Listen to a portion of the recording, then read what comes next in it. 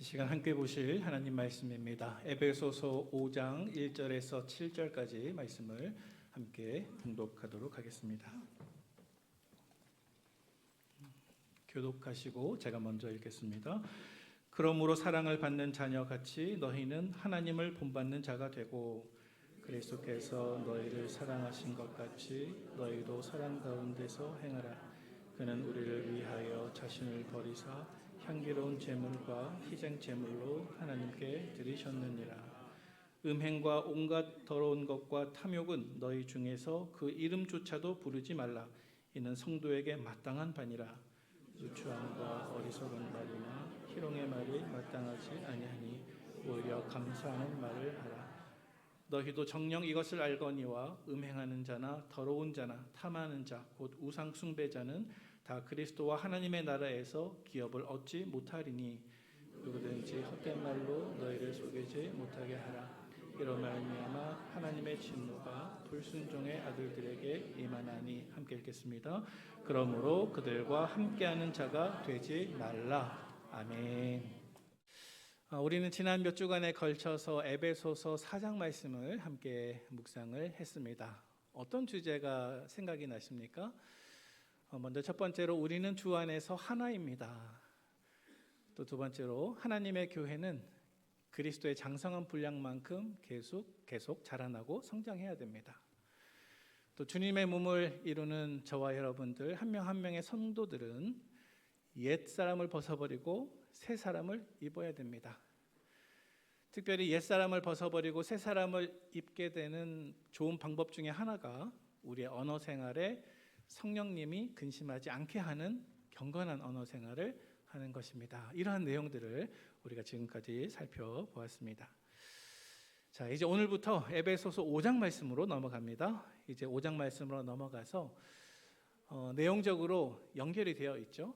우리가 옛사람을 벗어버리고 새 사람을 입어야 되는데 저와 여러분들이 입어야 할 새 사람의 모습이 구체적으로 어떠한지 조금 더 자세하게 우리 에베소서 5장 말씀을 통해서 살펴보도록 하겠습니다. 함께 본문을 묵상해 보도록 하겠습니다. 먼저 오늘 본문 속에서 오늘 제가 여러분들과 함께 나누고 싶은 한 가지 중요한 교훈 또 주제를 담고 있는 키워드가 한 가지 있습니다. 오늘 우리가 함께 나누고 싶은 이 교훈의 모든 말씀을 아주 집약적으로 요약해주고 있는 한 가지 중요한 핵심 단어가 있습니다. 그 단어는 무엇이냐면 바로 자녀라고 하는 단어입니다. 우리 1절 말씀을 화면을 보면서 같이 한번 봉독해 보도록 하겠습니다. 시작. 그러므로 사랑을 받는 자녀같이 너희는 하나님을 본받는 자가 되고. 아멘. 자, 이 1절 말씀은 에베소서가 무엇에 관한 말씀이죠? 교회에 대한 말씀이죠. 그런데 교회를 이루는 저와 여러분들이 하나님 앞에서 어떤 정체성을 가지고 있는가? 이 1절 말씀이 이렇게 선포하고 있습니다. 그러므로 사랑을 받는 자녀같이. 다시 말해서 교회 공동체를 이루는 성도인 저와 여러분들은 정체성이 뭐라고요? 하나님께 사랑받는 자녀라는 것입니다. 자, 이 자리에 계신 우리 북문의 모든 가족 여러분, 사랑하는 우리 성도 여러분, 여러분들은 하나님의 자녀인 줄로 믿으시기 바랍니다. 특별히 사랑을 받는 자녀인 줄로 믿으시기를 바랍니다. 우리가 그 근거를 어떻게 알 수 있겠습니까? 성경에서 몇 가지 한번 찾아보도록 하겠습니다. 요한복음 1장 12절 말씀 우리 같이 읽겠습니다. 시작. 파는 자 곧 그 이름을 믿는 자들에게는 하나님의 자녀가 되는 권세를 주셨으니. 아멘. 자, 여러분 방금 읽은 이 말씀에 보니까 믿는 자들은 누구라고요? 하나님의 자녀가 되는 권세를 주셨으니. 여러분 그 위대한 사실을 믿으십니까? 믿으십니까? 예, 아멘.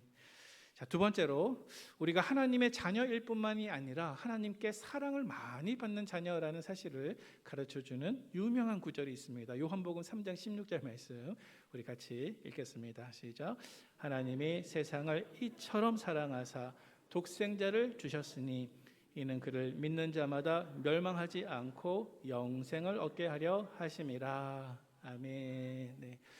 우리가 너무나 사랑하고 잘 알고 있는 이 말씀 안에는 우리가 하나님의 자녀라는 사실뿐만이 아니라 하나님이 우리를 얼마만큼 사랑하시는지 그저 추상적인 구호가 아니요 매우 구체적인 증거를 말씀하고 있습니다. 그 구체적인 증거는 무엇입니까? 첫 번째는 하나님께서 우리가 멸망되지 않도록 우리에게 무엇을 주셨다고요? 영원한 생명을 주신 것. 이것이 우리를 사랑하시는 하나님의 사랑의 첫 번째 증거요. 또 두 번째로 우리가 멸망하지 않고 영원한 생명을 얻게 하게 하시기 위해서 하나님께서 우리에게 또 누구를 보내주셨습니까? 하나님께서 가장 사랑하시는 독생자, 하나님께서 가장 아끼시는 아들 예수 그리스도를 저와 여러분들을 위해서 내어주셨다는 것입니다. 여러분, 자녀가 좋으면 가장 소중한 것을 아낌없이 내어주는 것이 부모의 마음이죠. 만약 할 수만 있다고 한다면 자녀를 위해서 생명보다 더한 것도 내어줄 수 있는 것이 부모의 마음입니다. 마찬가지로 저와 여러분들을 자녀 삼아 주시고 우리를 사랑하시는 아버지 하나님께서는 저와 여러분들을 그렇게 사랑하는 자녀로 삼아 주시기 위해서 하나님의 전부이셨던 아들 예수 그리스도를 십자가에 내어 주신 것입니다. 그리고 이것이 우리가 하나님께 사랑받는 자녀라고 하는 것을 부인할 수 없게 만들어주는, 그것을 분명하게 믿을 수 있게 만들어주는 가장 구체적인 증거가 되는 것이죠. 그러므로 우리 사랑하는 성도 여러분, 만약 오늘 이 시간 여러분들이 저와 함께 말씀을 나누시면서 그렇지, 나는 하나님의 자녀이지, 나는 하나님께 사랑을 받는 자녀이지, 다시 한번 여러분의 마음속에 큰 확신이 이 시간에 임하게 된다면 사실 오늘 제가 전달하고자 하는 설교의 절반은 이미 끝난 것입니다. 여러분, 그 어떠한 상황에서도, 그 어떠한 고난의 가시밭길 위에서도 나는 하나님께 사랑받는 자녀라고 하는 이 사실을 믿음으로 확신하시기를 축복합니다. 자, 오늘 설교의 나머지 절반의 주제에 대해서 지금부터 말씀을 드리고자 합니다. 내가 하나님께 사랑받는 자녀라고 하는 이 주제에 이어서 또 다른 중요한 주제가 오늘 본문 말씀에 심어져 있습니다. 그것은 조금 전에 읽었던 1절 하반절 말씀에 등장하고 있습니다. 우리 다시 한번 말씀해 보니까 1절 하반절에 이렇게 기록하고 있습니다. 제가 읽겠습니다. 그러므로 사랑을 받는 자녀와 같이 그 다음에 너희는 하나님을 본받는 자가 되고. 아멘. 자, 방금 읽은 이 1절 하반절 말씀에 보니까 사도 바울이 당부하기를 너희는 하나님을 어떻게 하라고요? 본받는 자가 되라라고 말씀하고 있습니다. 자, 그러면 여러분 한번 상반절 말씀과 하반절 말씀을 연결시켜 보도록 하겠습니다. 상반절 말씀은 저와 여러분들이 하나님의 사랑받는 자녀입니다 라는 주제를 담고 있고요. 하반절 말씀은 저와 여러분들은 하나님을 본받는 자가 되어야 된다라고 하는 주제를 담고 있죠. 자, 그러면 이 상반절의 내용과 하반절의 내용이 어떻게 연결되는 것일까요? 왜 우리가 하나님의 자녀이면 하나님을 본받는 성도가 되어야 할까요? 자, 한번 다음과 같은 경우를 가정해 보도록 하겠습니다. 여러분, 우리가 분명하게 우리 자신들도 자녀이고 또 자녀를 키워왔고 우리가 우리의 자녀들이나 나 자신을 생각하면서 깨닫게 되는 한 가지 사실이 있는데 그것은 무엇이냐면 자녀들은 부모의 사랑을 받으면 받을수록 너무나 자연스럽게 너무나 당연하게 그 부모의 모습을 닮아간다는 것입니다. 자, 여러분, 제가 이상한 말 하는 거 아니죠? 자녀는 부모의 사랑을 받으면 받을수록 그 사랑이 크면 클수록 그 부모의 모습을 자연스럽게 닮아가게 되어 있습니다. 자, 우리 화면을 한번 띄워주시기 바랍니다. 여러분, 한번 다음과 같은 경우를 가정해 보도록 하겠습니다. 한 아이가 집에서 놀고 있다가 엄마가 가장 소중하게 여기는 꽃병을 깨뜨렸어요. 자, 먼저 첫 번째로 저의 세대를 기준으로 보통의 한국의 엄마들이 이렇게 얘기합니다. 아이고 못 살아 잘했어. 이게 얼마짜리인 줄 아냐? 엄마가 조심하라고 했어 안 했어? 조심하라고 했어 안 했어? 얼른 대답 안 해? 얼른 치워. 죄송합니다. 제 기준으로 보통의 한국의 어머니들은 이렇게 반응을 하는 것 같습니다. 여러분들이 자녀였을 때 모습을 한번 생각해 보시기 바랍니다. 거실에 꽃병이 깨어져 있고 미안해서 고개를 푹 숙이고 있는 이 자녀에게 만약에 한국 엄마가 이렇게 이야기했다면 이 자녀의 마음이 어떤 마음일까요? 어떤 생각이 들까요? 자, 그런데 두 번째 예를 한번 살펴보도록 하겠습니다. 우리 다음 그림 보여주시면 이제 이 두 번째 예는 보다 현대적인 엄마들 혹은 미국 엄마입니다. 똑같이 꽃병이 깨어져 있습니다. 그런데 이 그림에 보면 엄마는 이 아이를 꾸짖는 대신에 이 아이 곁으로 다가가서 무릎을 굽히고 아이와 눈을 맞춥니다. 그리고 아이를 용서해 줍니다. 그리고 아이의 손발에 상처가 없는지 잘 살핀 이후에 이렇게 묻습니다. 얘야, 어디 다친 데는 없니? 걱정하지 마. 걱정하지 마. 꽃병은 사면 돼. 꽃병은 사면 되지만 너는 하나밖에 없는 내 딸인데 다치지 않았으니까 그걸로 됐어. 참 다행이다. 감사하다. 너는 나에게 가장 소중한 딸이야. 만약에 여러분의 엄마가 과거에 그렇게 말씀하셨다고 하면 아마 여러분들의 인생이 바뀌지 않았을까 저는 생각이 듭니다. 여러분, 이 각각 두 가지 다른 경우의 수를 생각해 보면서 이 각각의 가정 속에서 이 아이들이 어떠한 마음과 태도로 인생을 살아가게 될지 한번 상상을 해 보시겠습니까? 분명히 각각의 아이는 부모가 이 아이를 어떻게 대해주고 사랑했는가에 따라서 다르게 반응하게 될 것입니다. 한번 확인해 보도록 하겠습니다. 자, 그 다음 장면 보여주시기 바랍니다. 자, 이제 이 두 가정의 자녀가 각각 어린이집에 갔어요. 그런데 이 어린이집에서 친구가 장난감으로 탑을 쌓고 놀다가 그만 실수로 탑이 우르르 무너졌습니다. 그 친구는 슬퍼서 눈물을 흘리고 있습니다. 자, 그런데 첫 번째 아이가 그 아이에게 친구에게 다가갑니다. 그리고 이렇게 말하는데 꼭 누구와 닮아 있습니다. 야, 내가 조심하라고 했지. 조심 안 하니까 다 무너졌잖아. 너 때문에 다 망가져 버렸네. 너 나한테 혼 좀 날래? 자, 누구의 아이일까요? 첫 번째 엄마의 아이일까요? 두 번째 엄마의 아이일까요? 첫 번째 한국 엄마의 아이겠죠. 자, 그런데 이 아이가 나빠서 그런 것이 아니죠. 다만 이 아이는 부모로부터 그렇게 배운 것이죠. 원칙을 배운 것입니다. 이 아이가 배운 원칙은 잘못하면 혼나야 되는구나, 실수하면 야단 맞아야 되는구나, 이렇게 정죄의 원리를 배운 것이죠. 자, 하지만 두 번째 아이가 나타났습니다. 역시 똑같은 상황입니다. 하지만 두 번째 아이는 조금 다르게 반응했습니다. 탑이 무너져서 속상해하는 이 친구를 바라보면서 어깨를 토닥토닥토닥거리면서 괜찮아, 안 다쳤어? 괜찮아, 걱정하지 마. 다시 싸우면 되지. 내가 널 도와줄게. 걱정하지 마. 여러분, 이 두 번째 자녀는 어떤 엄마의 자녀일까요?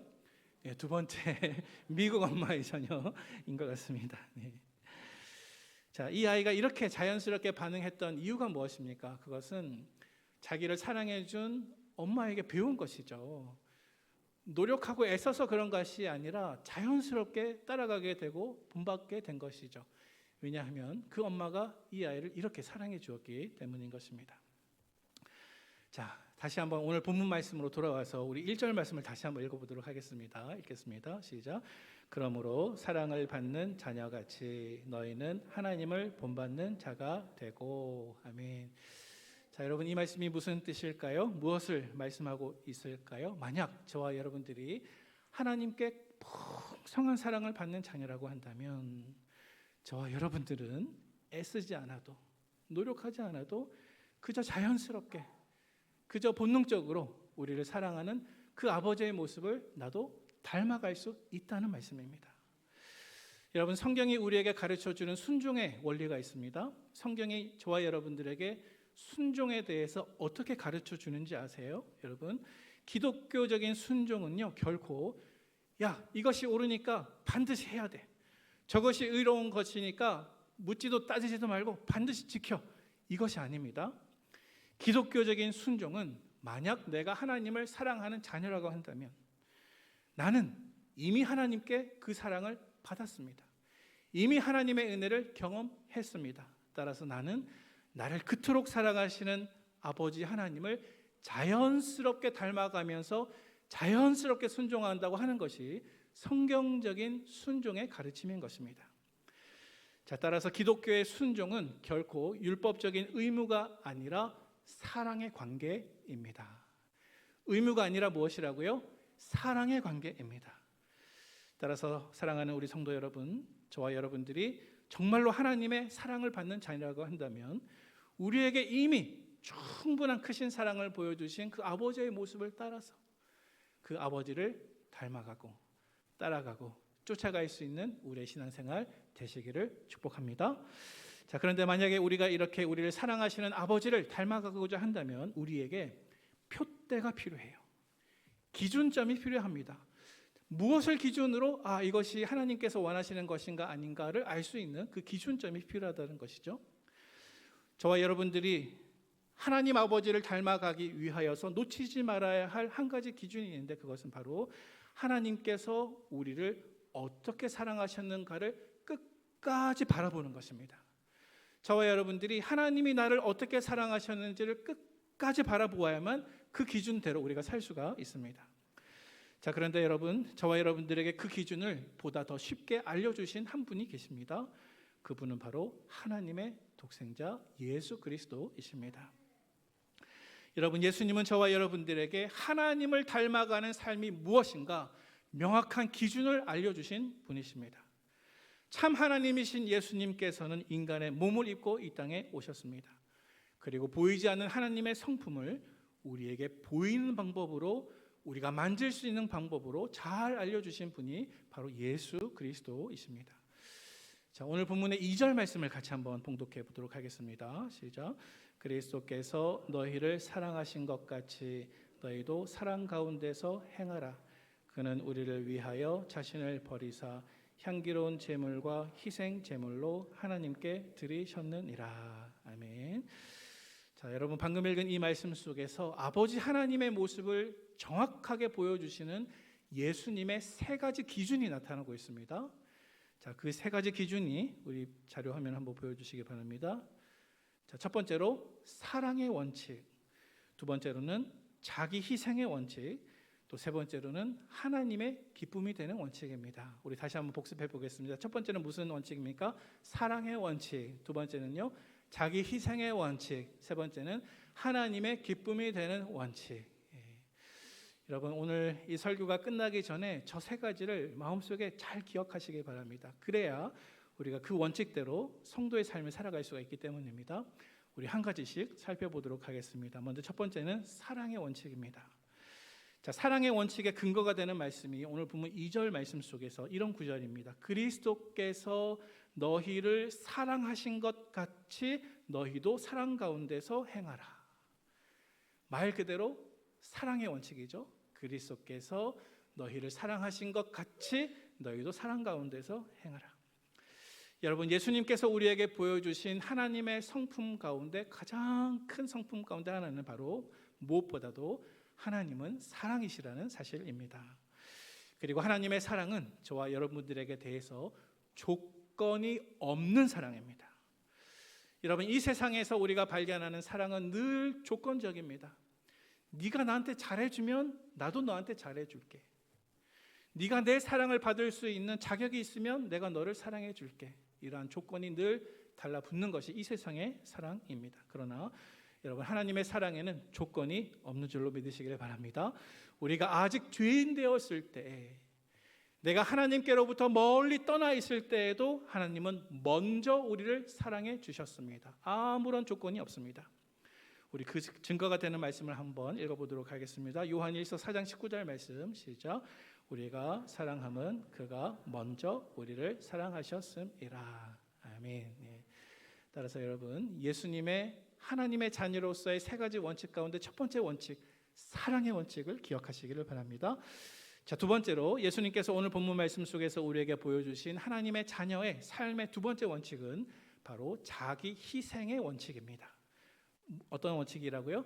자기 희생의 원칙입니다. 자, 그 근거가 되는 말씀이 오늘 본문 2절 중간쯤에 들어가 있습니다. 이런 구절이 있습니다. 그는 우리를 위하여 자신을 어떻게 하셨습니까? 버리사, 자신을 버리사, 희생하는 것이죠. 내어주는 것이죠. 자기를 비우는 것이죠. 여러분, 예수님의 사랑은 결코 예수님 자신의 욕망을 만족시키시기 위해서 다른 사람의 인격이나 가치를 빼앗거나 취하는 그러한 탐욕적인 소유의 사랑이 결코 아니셨습니다. 예수님은 저와 여러분들을 사랑하실 때 우리에게서 무엇인가를 취하시려고, 우리에게서 무엇을 얻어내시려고 하시는 것이 아니라 오히려 우리를 위해 자기 자신을 내어주시려고 하시는 사랑이셨습니다. 예수님은 저와 여러분들을 위해서 자신을 비우시고 우리를 위해 희생되셨습니다. 예수님은 자신의 만족을 위해 타인을 결코 도구화하지 않으셨습니다. 우리 근거가 되는 또 다른 말씀 한번 읽어보도록 하겠습니다. 마가복음 10장 45절 말씀 시작. 인자가 온 것은 섬김을 받으려 함이 아니라 도리어 섬기려 하고 자기의 목숨을 많은 사람의 대속물로 주려 함이니라. 아멘. 네. 말씀 그대로 예수님의 사랑은 자신을 내어주는 자기 희생의 사랑입니다. 이것이 자녀로서의 저와 여러분들의 삶의 두 번째 원칙인 것입니다. 자, 이제 세 번째로 예수님은 오늘 보면 2절 말씀 속에서 우리가 아버지 하나님을 닮아가는 사랑받는 자녀로서 꼭 지켜야 할 세 번째 원칙을 말씀하고 계십니다. 그것은 바로 하나님의 기쁨이 되는 원칙입니다. 자, 그 근거가 되는 말씀이 오늘 보면 2절 하반절에 있는 말씀입니다. 이런 구절이 있죠. 향기로운 제물과 희생 제물로 하나님께 드리셨느니라. 자, 예수님께서는 이 땅에 오셔서 우리를 사랑하시고 자기 자신을 비우셨는데, 특별히 아버지 하나님께 예수님 자신을 기쁘시게 하는 것이 아니라 아버지 하나님을 기쁘시게 하기 위해서 향기로운 제물과 희생 제물로 아버지 하나님께 드리셨다라고 기록하고 있습니다. 여러분, 예수님께서는 이 땅에 오셔서 결코 사람들의 인정이나 박수를 구하지 않으셨습니다. 자기 자신의 기쁨을 위해서 살지도 않으셨습니다. 예수님은 언제나 이 일이 하나님께 기쁨이 될 것인가, 이 일이 하나님께서 기뻐하실 일일 것인가, 이것을 염두에 두시고 늘 사역을 하셨습니다. 그 증거가 되는 한 가지 말씀을 함께 봉독합니다. 요한복음 8장 29절 말씀 같이 읽겠습니다. 시작. 나를 보내신 이가 나와 함께 하시도다. 나는 항상 그가 기뻐하시는 일을 행함으로 나를 혼자 두지 아니하셨느니라. 아멘. 자, 방금 읽은 이 말씀처럼 예수님은 항상 예수님 자신의 기쁨이 아니라 아버지 하나님의 기쁨이 되는 그런 삶을 살아가셨습니다. 자, 이제 사도 바울은 이 세 가지 원칙을 가지고, 세 가지 원칙이 무엇이었습니까? 사랑의 원칙, 자기 희생의 원칙, 하나님의 기쁨이 되는 원칙. 예, 감사합니다. 이 세 가지 원칙을 가지고 우리 삶 속에 사도 바울은 구체적으로 적용하기 시작합니다. 자, 먼저 오늘 보면 3절 말씀을 같이 읽어봅니다. 시작. 음행과 온갖 더러운 것과 탐욕은 너희 중에서 그 이름이라도 부르지 말라. 이는 성도에게 마땅한 바니라. 아멘. 여러분, 우리가 왜 이 3절 말씀에서 사도 바울이 당부하고 있는 것처럼 음행과 온갖 더러운 것들과 탐욕은 그 이름조차 부르지 말아야 할까요? 여러분, 음행이 무엇입니까? 음행은 결혼 밖에서 가지는 모든 종류의 성관계를 뜻합니다. 여러분, 음행은 하나님께서 정하신 거룩함과 질서를 벗어나는 죄라는 사실을 기억하시길 바랍니다. 여러분, 두 번째로 온갖 더러운 것은 무엇입니까? 온갖 더러운 것은 내 안에 죄악되고 음란한 욕망을 불러일으키는 모든 물질적인 것들을 가리킵니다. 예를 들면 포르노, 인터넷에서 보는 성적인 컨텐츠, 외설적인 글, 이야기 등을 뜻합니다. 세 번째로 탐욕은 무엇입니까? 탐욕은 내가 끝없이 소유하고자 하는 멈출 줄 모르는 욕망을 가리켜서 탐욕이라고 말을 하고 있습니다. 자, 그러면 여러분 한번 생각해 볼까요? 방금 이 3절 말씀 속에서 사도 바울이 언급하고 있는 저 음행, 온갖 더러운 것, 그리고 탐욕은 우리를 사랑하시는 아버지 하나님의 모습을 잘 반영하고 있습니까? 닮아 있습니까? 그렇지 않죠. 전혀 닮아 있지 않습니다. 여러분, 특별히 2절 말씀 속에서 예수님께서 보여주신 그 세 가지 원칙 가운데 여러분, 자기 희생의 원칙을 한번 떠올려 보시길 바랍니다. 자기 희생의 원칙, 자기 비움의 원칙, 자기 내어줌의 원칙을 한번 이 말씀과 연결시켜 보도록 하겠습니다. 여러분, 이 3절 말씀에 등장하고 있는 음란, 온갖 더러운 것, 탐욕의 핵심이 무엇일까요? 음란과 더러운 것과 탐욕의 핵심은 내 만족과 내 욕심을 위해서 다른 사람을 수단으로 이용하는 것입니다. 자기 만족을 위해서 다른 사람의 인격이나 가치를 취하려고 하는 것이 음란이요 더러운 것이요 탐욕입니다. 자, 그러나 여러분, 아버지 하나님의 모습을 반영하시는 예수님이 우리에게 가르쳐 주신 원칙은 자기 희생의 원칙입니다. 예수님의 원칙은 내 욕심을 위해서 다른 사람을 취하거나 이용하는 것이 아니라 오히려 나를 비우고 그를 위해서 나를 내어주는 희생의 사랑인 줄로 믿으시기를 바랍니다. 이것이 저와 여러분들이 취해야 할 성도로서의 태도인 것입니다. 자, 그 다음에 이어지는 4절 말씀을 같이 보도록 하겠습니다. 같이 읽겠습니다. 시작. 누추함과 어리석은 말이나 희롱의 말이 마땅치 아니하니 오히려 감사하는 말을 하라. 아멘. 자, 여러분, 만약 저와 여러분들이 정말로 하나님께 사랑받는 자녀라고 한다면, 우리가 정말로 우리를 사랑하시는 하나님을 인격적으로 잘 알고 있다고 한다면, 저와 여러분들의 언어 생활에도 우리의 혀에도 우리 아버지 하나님의 성품이 잘 드러나야 할 줄로 믿습니다. 자, 여러분, 오늘 본문 4절 말씀에서 이야기하고 있는 누추함이 무엇일까요? 성경 원어를 살펴보면 이 누추함이라고 하는 것은 부끄러움을 상실한 말을 뜻합니다. 부끄러움이 없는 말입니다. 음란한 말, 성적인 농담, 외설적이고 품위 없는 모든 말을 가리킵니다. 두 번째로 어리석은 말은 무엇일까요? 어리석은 말이란 죄를 가볍게 여기는 말, 하나님을 경외하지 않는 말, 영적으로 분별력이 없는 말들을 뜻합니다.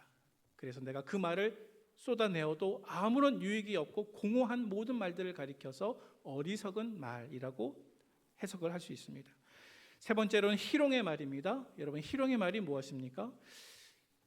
그 말을 언뜻 들으면 그저 가벼운 농담처럼 보이지만 사실 이 희롱의 말에 숨겨져 있는 속뜻과 의도는 그 상대방을 낮추고 깎아내리고 상처를 주고 또 상대방을 그렇게 깎아내림으로 인해서 나를 상대적으로 높이려고 하는 그런 모든 시도를 가리켜서 우리가 희롱의 말이라고 생각할 수가 있습니다. 자, 그러면 여러분 다시 한번 생각해 보도록 하겠습니다. 방금 이 4절 말씀 속에서 사도 바울이 이야기하고 있는 누추함, 또 어리석은 말, 또 희롱의 말은 우리를 사랑하시는 아버지 하나님의 모습을 잘 반영하고 있는 것입니까? 닮아 있는 것입니까?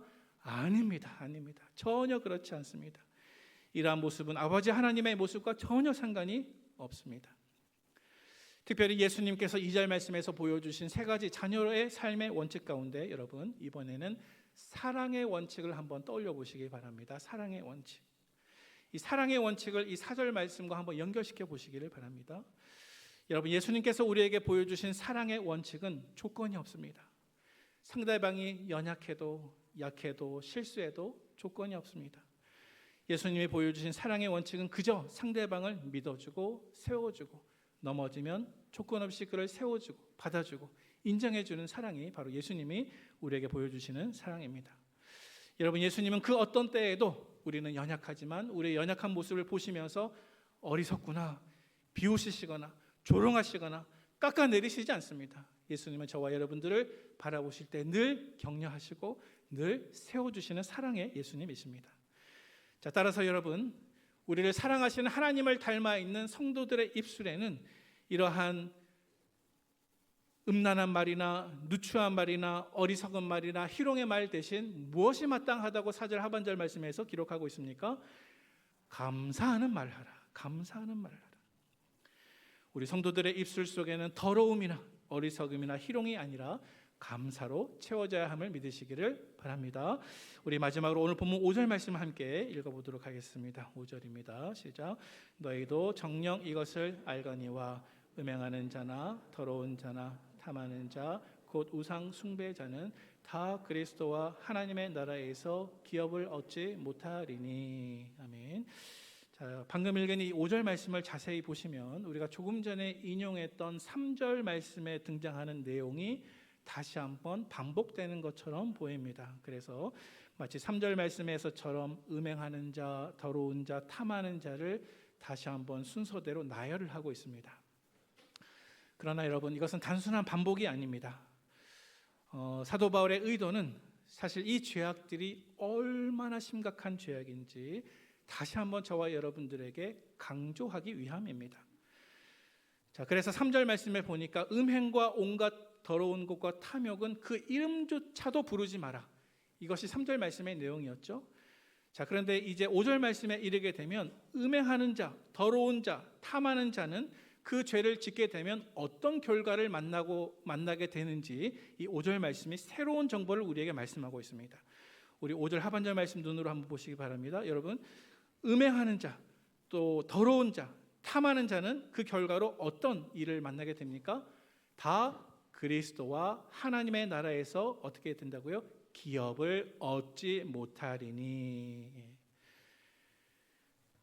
여러분, 우리가 하나님의 자녀라고 우리 스스로 고백하고 있습니다. 그러나 하나님의 자녀가 가지고 있는 가장 특권 중 하나가 바로 부모의 유산을 물려받는 것입니다. 그런데 만약 이 5절 말씀을 우리가 심각하게 생각하게 되면 우리가 아무리 우리 스스로 내 입술로 나는 하나님의 자녀입니다 라고 고백하지만 우리의 삶 속에서 음행하고 더럽고 탐하는 자가 되면 결국 그 결과가 무엇이라고요? 하나님과 그리스도의 나라에서 기업을 얻지 못한다는 뜻입니다. 얻지 못한다는 뜻입니다. 여러분, 이것은 음행과 온갖 더러운 것과 탐욕이 얼마나 심각한 죄인지 다시 한번 우리에게 알려주시는 사도 바울의 강조하는 말씀입니다. 그러나 여러분, 이 말씀 속에서 우리가 한 가지 유념해야 할 사실이 있습니다. 그것은 저와 여러분들이 예수를 믿으면서 단 한 번 음행하거나 더러운 것을 행하거나 탐욕의 죄를 저지르면 그 결과로 아무도 천국에 갈 수 없다는 뜻이 아니고요. 사실 이 말씀이 말씀하고자 하는 것은 죄를 반복적으로 짓고 회개치 않으면서 자기 자신을 하나님의 자녀라고 생각하는 그 모든 사람은 결코 하나님의 자녀가 될 수 없으며 반복적으로 회개치 않은 그 죄 때문에 결코 천국에 들어갈 수 없음을 우리에게 경고하는 말씀입니다. 자, 여러분, 이제 세 번째로 예수님께서 2절 말씀 속에서 보여주신 하나님의 자녀로서의 세 가지 삶의 원칙 가운데 하나님의 기쁨이 되는 삶의 원칙을 한번 떠올려 보시길 바랍니다. 특별히 5절 말씀 속에서 사도 바울은 음행하는 자나 더러운 자나 탐하는 자는 결국 우상 숭배자라고 말씀을 하고 있습니다. 여러분, 우상 숭배자의 특징이 무엇입니까? 우상 숭배자의 삶은 하나님을 기쁘시게 하는 것이 아니라 자기 자신을 기쁘게 하는 것입니다. 우상 숭배자의 삶은 어쩌면 자기 자신을 하나님처럼 높이는 삶을 살아가는 사람들입니다. 자, 따라서 사도 바울은 오늘 본문 속에서 우리가 만약 하나님의 사랑을 받는 하나님의 자녀라고 한다면 결코 음행하거나 온갖 더러운 것이나 탐욕을 반복적으로 회개 없이 저질러서는 안 된다라고 경고하고 있는 것입니다. 왜냐하면 저와 여러분들의 삶의 중심은 하나님이시요 하나님의 기쁨이 되어야 하기 때문입니다. 자, 이제 함께 묵상한 말씀을 정리해 보도록 하겠습니다. 사랑하는 우리 성도 여러분, 하나님은 저와 여러분들을 이 땅에서 하나님의 성도로서 주님의 몸을 이루는 지체로서 불러주셨습니다. 뿐만이 아니라 하나님께서는 저와 여러분들을 지으시되 특별히 하나님의 형상대로 지어주셨습니다. 저와 여러분들이 하나님의 형상대로 지음을 받았기 때문에 저와 여러분들은 마치 거울처럼 우리를 창조하신 하나님의 모습을 모방하도록 부르심을 받았습니다. 마치 거울처럼 나를 사랑하시는 하나님 아버지를 닮아가면서 살도록 그렇게 소명을 받은 것입니다. 따라서 우리 북문에 사랑하는 가족 여러분, 우리를 사랑하시는 그 아버지 하나님을 닮아가시기를 바랍니다. 따라가시기를 바랍니다. 쫓아가시기를 바랍니다. 그러나 그 어떠한 때에도 그저 막연한 의무감으로, 그저 막연한 율법주의적인 마음으로 그렇게 하는 것이 아니라 저와 여러분들에게 하나님 자녀의 삶의 기준을 보여주신 예수 그리스도와 같이 아버지께서 보여주신 사랑의 원칙, 자기 희생의 원칙, 또 하나님의 기쁨이 되는 원칙, 이 세 가지를 마음속에 간직하시고 우리가 살아가는 모든 삶과 우리의 모든 일 속에서 의무감이 아니라 오직 사랑으로 나를 사랑하시는 그 하나님의 사랑에 기꺼이 응답하며 살아가는 우리 북문의 모든 자녀들, 하나님의 권속들 되시기를 주님의 이름으로 축원을 드립니다. 축복합니다.